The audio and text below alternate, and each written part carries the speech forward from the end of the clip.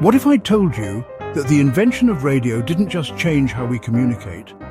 It literally created the modern UFO phenomenon. That the same technology that brought you your favorite music also convinced thousands of people they were receiving messages from aliens.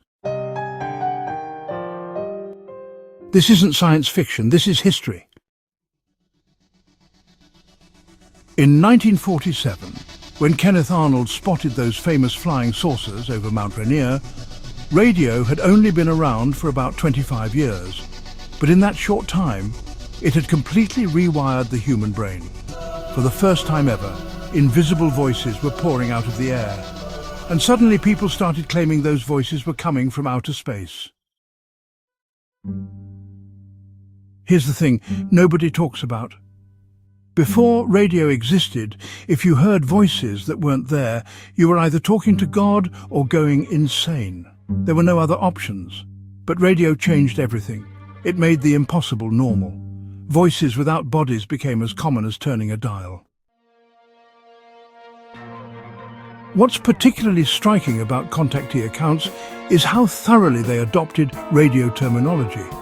Contactees rarely described their alien encounters as meetings or visitations. They were contacts using the same language that radio operators used to describe successful communication with distant stations.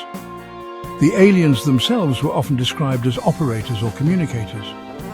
Their spacecraft weren't just vehicles, they were stations or transmitters.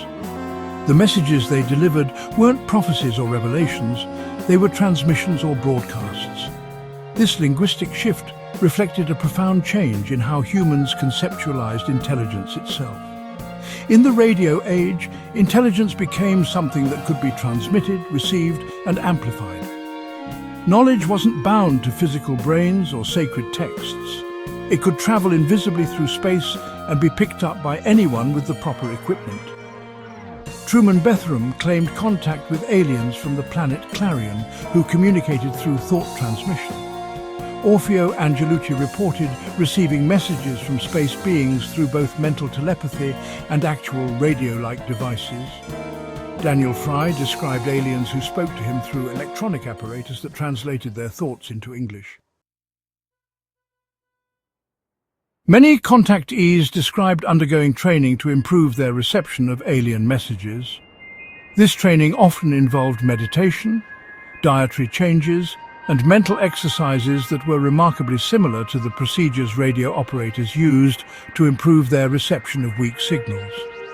Contactees learned to tune out interference from their everyday thoughts, to amplify the alien signals through concentration, and to clarify the messages through practice.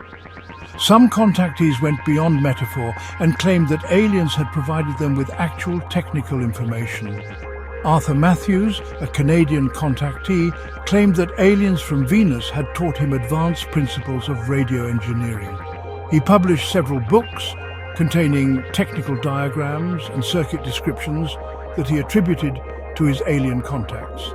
Whether or not these alien radio designs actually worked, the important point is how naturally the contactee movement embraced the idea that spiritual enlightenment and technical advancement were connected. In the radio age, receiving divine messages became an engineering problem.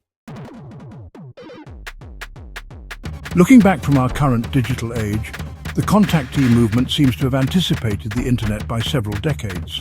The aliens described by contactees operated something very much like a cosmic version of the World Wide Web.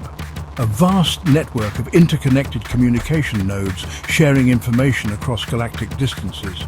Different alien civilizations were like different websites, each broadcasting their own content, but all connected through the same fundamental communication protocols. Earth was like a primitive computer that had just learned to access this cosmic internet for the first time. The aliens served as helpful tech support, explaining how to use the galactic communication system more effectively. They provided tutorials on mental browsers and instructions for accessing different channels of cosmic information. Advanced contactees could reportedly access alien databases containing vast amounts of scientific and spiritual knowledge. This networking model solved theological problems that had plagued earlier forms of supernatural communication. Instead of competing revelations from different divine sources, The contactees described a coordinated cosmic curriculum delivered through a unified alien educational system. The radio age introduced new anxieties about invisible transmission. If the air was full of signals, how could you know who was listening? Radio operators during World War II were acutely aware that enemy forces might be intercepting their transmissions. The contactees flipped this anxiety into an opportunity. If aliens could monitor human radio transmissions, then humans might be able to monitor alien transmissions. This concept appears repeatedly in contactee literature. Aliens often explain that they first became aware of Earth through human radio broadcasts. They describe listening to Earth's radio transmissions with great interest, learning human languages and studying human culture through the electromagnetic signals leaking into space. Some contactees claimed that aliens were particularly attracted to certain types of radio programming. George Van Tassel reported that his alien contacts were fascinated by Earth's music broadcasts, spending considerable time analyzing human musical frequencies to understand the relationship between sound patterns and human emotion. Of course, not everyone accepted the contactee interpretation. Skeptics pointed out that the contactees' descriptions of alien technology were remarkably similar to existing radio technology, only slightly advanced. If these aliens were truly from distant star systems, wouldn't their technology be completely incomprehensible? The contactees had ready answers. They explained that truly advanced alien technology would indeed be incomprehensible to humans. So the aliens deliberately presented their communications in terms that humans could understand. The radio metaphors weren't limitations of alien technology. They were pedagogical tools designed to help primitive humans grasp cosmic concepts.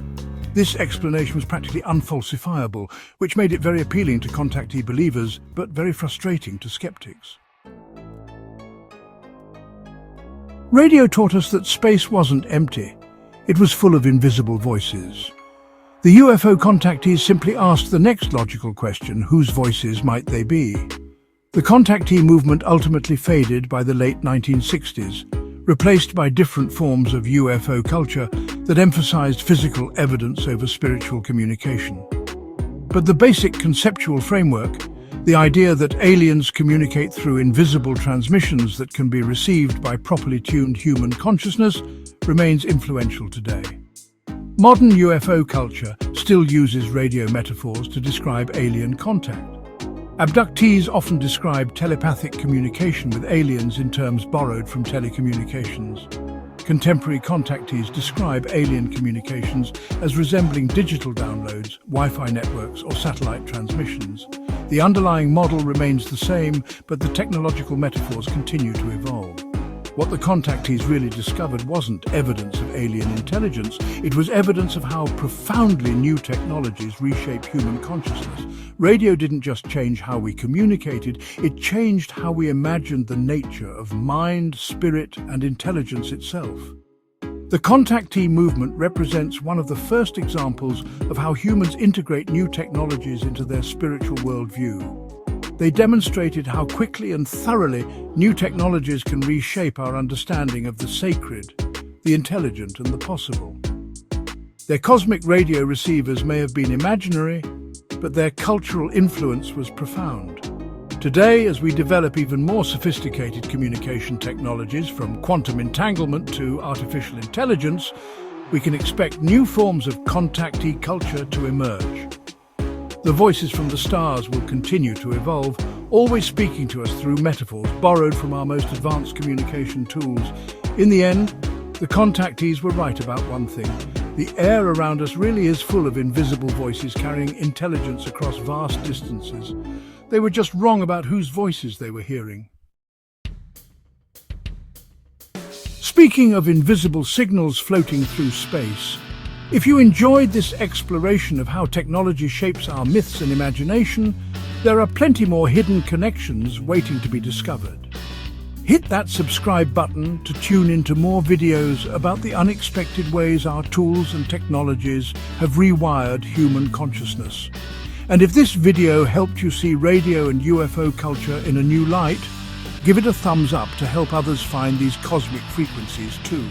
The signal is out there, you just need to know how to receive it.